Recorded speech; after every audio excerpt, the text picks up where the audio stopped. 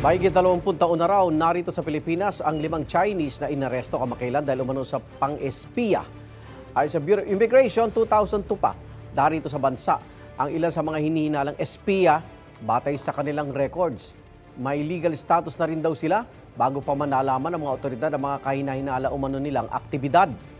May working visa rin ang ilang naaresto at meron ding kasal sa mga Pinay. Patuloy na nakikipag-ugnayan ng immigration sa ibang ahensya para sa dagdag na impormasyon tungkol sa mga naaresto.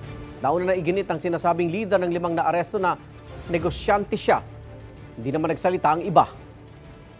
Igan, mauna ka sa mga balita, mag-subscribe na sa GMA Integrated News sa YouTube para sa iba't ibang ulat sa ating bansa.